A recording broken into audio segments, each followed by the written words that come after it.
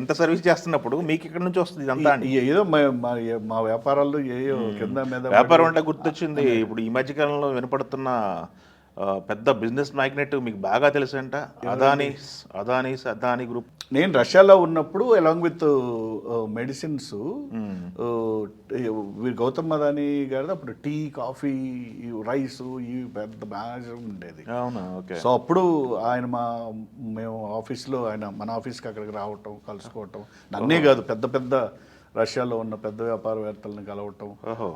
ఆయనతో నేను 1-2 డేస్ కలిసి ట్రావెల్ చేసినవి, మేము కలిసి మార్కెట్ అనలైజ్ చేసింది. సో అలా అప్పుడు ఇవాళ వాళ్ళు దే ఆర్ వెరీ చాలా హ్యూజ్ పీపుల్. కానీ అలా బిజినెస్ కమ్యూనిటీలో పెద్ద పెద్ద వాళ్ళందరూ అట్టయితే మన నాటకో చౌదరి గారి దగ్గర నుంచి ఆ రోజుల్లో నుంచి కూడా ఎవరు వచ్చినా ఇండియా నుంచి ఎంత పెద్ద ఎండీలు, సిఇఓలు, మన అరవిందో రాంప్రసాద్ రెడ్డి గారు ఇట్లాంటి ఎవరు వచ్చినా మన ఇంట్లోనే ఉండేవాళ్ళు. సో అలా it is not that business అనేది ఉండేది కానీ బట్ మెడిసిన్ ఎప్పుడు వ్యాపారం చేయాల. సో ఎప్పటికైనా లైఫ్లో ఎయిమ్ ఈజ్ అంటే రిటైర్మెంట్ ఏజ్ కన్నా పీపుల్స్ హాస్పిటల్ పెట్టి ప్రాపర్గా సంపాదించి ఎట్లయితే దాని ఫండింగ్ ద్వారా పీపుల్స్ హాస్పిటల్ని rest of the life run చేయాలి. మరి సంపాదించారు? మరి హాస్పిటల్ జరిపోయినంత సంపాదిస్తే వరుస సినిమాలే తీస్తాం కదా సార్, ఏదో అయితే సార్ ఇందాక మీరు మాట్లాడుతున్నప్పుడు మార్క్సిజం గురించి మాట్లాడారు మీరు. ఏంటి ఆ థియరీ అనేది, మార్క్సిజం థియరీ ఏంటి అనేది మీకు డెప్త్గా అవగాహన చేసుకున్నారా? అవగాహన చేసుకోవాల్సి దాని గురించి చాలా మంది తెలియదు కదా, మీకేమన్నా ఐడియా ఉందో దాని గురించి? మార్క్స్ సిద్ధాంతం అంటే యాక్చువల్లీ మీకు తెలిసిందే, మేము చిన్నప్పటి నుంచి మాకు పొలిటికల్ క్లాసెస్. ఇది కాకుండా నేను రష్యా వెళ్ళినప్పుడు కమ్యూనిజం ఉండేది అంటే అప్పటికి ఆ కమ్యూనిజం లేకపోయినా ఈ గోర్బచోవ్ గారు తెచ్చిన కొత్త పెరెస్ట్రోయికా, గ్లాస్నాస్ట్, ఓపెన్నెస్, ఒక చేంజ్డ్ ఓవర్ కమ్యూనిజం ఉండేది. నేను వెళ్ళిన 2 సంవత్సరాలకి కమ్యూనిజం పోయింది, క్యాపిటలిస్టిక్ వ్యవస్థ వచ్చింది. కానీ నేనున్న టైంలో ఆ 2 ఏళ్లలో నేను మళ్ళీ సైంటిఫిక్ కమ్యూనిజం అంటే ఏంటి, మార్క్సిజం ఏంటి అనేది బేసిక్గా థీసిస్ కూడా చేశాను. నేను చదువుకుంది ఎండి, అంటే అది ఇంట్రెస్ట్తో. నేను వెళ్ళింది, నేను చదువుకుంది ఎండి internal medicine, like physician, DM gastroenterology. కానీ ఈ ఇంట్రెస్ట్తో కొన్ని రష్యన్ లాంగ్వేజ్ ఒకటి బాగా చదువుకున్నాను. రెండోది ఐఎమ్ ఫ్లూయెంట్ ఇన్ రష్యన్. నేను అంటే అక్కడ మా మెడికల్ యూనివర్సిటీలో 2 ఉండేవి. ఒకటి ఇంగ్లీష్లో చదువుకోవచ్చు, ఒకటి రష్యన్లో. అందరూ ఈ రష్యన్స్, లోకల్ రష్యన్స్ అందరూ. సో నేను ఇంగ్లీష్కి వెళ్తే అది చాలా లిమిటెడ్గా ఉండేది. అంటే లిమిటెడ్ ఎడ్యుకేషన్, అంటే గొప్ప ప్రొఫెసర్లు ఉండేవాళ్ళు. కానీ రష్యన్ క్లాసులకి వెళ్తే అక్కడ పుస్తకాలు రాసిన ఆ ప్రొఫెసర్లే ఉండేవాళ్ళు. పైగా నేను చదువుకున్న university is one of the top most university in Europe. So అసలు అనాటమీ రాసిన ప్రొఫెసర్ లెక్చర్కి వచ్చేవాళ్ళు, ఫిజియాలజీ రాసిన లెక్చరరు. సో అందుకని రష్యన్లోనే నేర్చుకోవాలి వాళ్ళతో అని రష్యన్ బాగా చదువుకున్నా. సో అందులో కూడా ఈజీ నేర్చుకోవచ్చు ఎవరైనా. I'm fluent in Russian. తెలుగులో మాట్లాడుతాను, రష్యన్ కూడా మాట్లాడతాను. అవునా? ఓకే.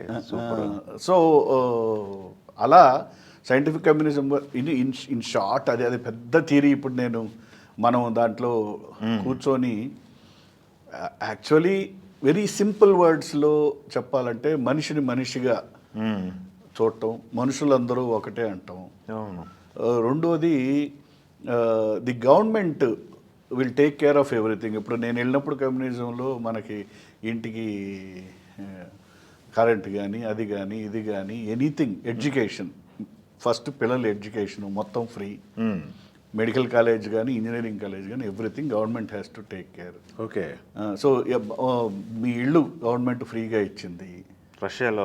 అప్పుడు కమ్యూనిజం కూడా ఫ్రీగానే గవర్నమెంట్ ఇచ్చింది. అంటే ఎట్లా ఇల్లు ఇచ్చేదంటే ఆన్ ది బేసిస్ ఆఫ్ మీరు ఇంట్లో ఎంతమంది ఉంటే అంత పెద్ద ఇల్లు ఉండేది. సో అందరూ సమానం అనేది. ఇప్పుడు వ్యవసాయం అనుకోండి, సమిష్టి వ్యవసాయం ఉండేది. ఎలా అంటే ఇప్పుడు ఓ విలేజ్ ఉంది, ఒక 10,000 ఎకరాలు అనుకోండి, అక్కడ ఒక ట్రాక్టర్ల సెంటర్ ఉంటుంది. గవర్నమెంట్ ట్రాక్టర్లు వాడుకుంటారు, గవర్నమెంట్ విత్తనాలు వాడుకుంటారు, పంట పండిస్తారు, కావాల్సిన ఉపయోగం అన్నీ వాళ్ళే గవర్నమెంటే చేసుకుంటుంది. అంతా మీరు వాడుకుంటారు. పంట వచ్చిన తర్వాత గవర్నమెంట్ పంట తీసుకుంటుంది, మీకు డివైడ్ చేస్తుంది ఈక్వల్గా డివైడ్ చేయటం. హెల్త్ ఎలా ఉంటుందండి? హెల్త్ ఫ్రీ, టోటలీ హెల్త్ అసలు నేను చదువుకున్న యూనివర్సిటీ ఆ ఊరు సిటీయే హాస్పిటల్స్. మామూలుగా మన అపోలో హాస్పిటల్కి, ఏఐజీ హాస్పిటల్, ఈ హాస్పిటల్కి 10 అంతలు ఉంటాయి ఒక్కొక్క హాస్పిటల్, ఎవరికైనా ఫ్రీయే. So that's a new system అండి. అంటే కమ్యూనిజం అనేది, మార్క్సిజం అనేది అది ఒక సిస్టమ్ ఆఫ్ లైఫ్. అంటే మీ ఇంటికి మా ఇంటికి డోర్ అనేది వద్దు. ఎప్పుడు ఉండదు డోరు? మా ఇంట్లో ఉన్నాయండి, మీ ఇంట్లో ఉంటే డోర్ అనవసరం. So basically there are lot of కార్మిక శక్తికి, డాక్టర్కి కార్మికుడికి ఒకే శాలరీ ఉండేది, and rest house free. It's a huge. ఇక ఫెయిల్ ఎందుకు అయింది అనేది ఇంప్లిమెంటేషన్ దగ్గర ఫెయిల్ అవుతుంది కదా. ఇప్పుడు ఫెయిల్ ఎందుకు అయిందంటే మళ్ళీ ఒక చిన్న మాటలోనే చెప్పేస్తా, మీకు మొత్తం అర్థమైపోతుంది. నేను ఒక విలేజ్కి వెళ్ళాను. విలేజ్కి వెళ్తే ఏమైనా బ్రహ్మాండంగా మీకు గవర్నమెంట్ ఇచ్చింది కదా, గవర్నమెంట్ అన్నీ ఇస్తుంది, విత్తనాలు ఇస్తుంది, ట్రాక్టర్లు ఇస్తుంది, అది ఇస్తుంది, ఇది ఇస్తుంది, మరి కలిసి చేసుకుంటున్నారు, మీరు సెపరేట్ చేసుకుంటున్నారు, అంతా వచ్చిన తర్వాత గవర్నమెంట్ తీసుకొని మీరు వస్తుంది, మరి ఎందుకని ఈ సిస్టము వద్దంటున్నారు అంటే, ఏముంది సార్, మేమందరం కష్టపడి చేస్తున్నాము, కానీ మాకు ఒక 50-60 మంది దొంగనాయాళ్ళు ఉన్నారు, వాళ్ళు అసలు లేవరు, నిద్ర లేవరు, రారు. నేను కష్టపడి పనిచేసి ఆడితో ఎందుకు పంచుకోవాలి సార్ నేను? అందుకే ఈ సిస్టమ్ ఉండకూడదు అనుకున్నాను. నేను కష్టపడి పని చేస్తున్నాను, పంచుకోవటం ఏమో ఆడితో పంచుకుంటున్నాను. సో ఇక్కడ కొన్ని, ఒక డాక్టర్ ఉన్నాడు, నేను ఇంకో దేశంలో అయితే నాకు ఎంత వస్తుంది, నా కార్మికుడు ఈక్వల్గా ఎందుకు రావాలి? So there are lot of calculations. So Marxism is a way of life. ఇప్పుడు అసలు ఎక్కడ కమ్యూనిజం మాట లేకుండా, మార్క్సిజం లేకుండా, ఏ మాట లేకుండా, నేను ఇజ్రాయిల్లో కెబుక్స్ అనే ఊరిలో మొత్తం యాజ్ ఇట్ ఈస్ చూసా. అక్కడ అందరూ వాంటెడ్గా అందరూ కలిసి సమిష్టిగా ఇల్లు కట్టుకున్నారు, అందరూ ఎవడు పని చేసుకుంటాడు, వచ్చిన ఆదాయాన్ని అంతా సమానంగా పంచుకుంటారు. అక్కడ బాగానే ఉన్నారు. అక్కడ అసలు వర్డ్ కూడా లేదు, కమ్యూనిజం లేదు, మార్క్సిజం అనే వర్డ్ లేకుండానే వాళ్ళు అది ఇంప్లిమెంట్ చేశారు. So it's a way of people agreeing to do it. ఎన్ని కంట్రీస్ తిరిగారు సార్ మీరు? నేను ఆల్మోస్ట్ 70-80 కంట్రీస్ వెళ్ళి ఉంటాను.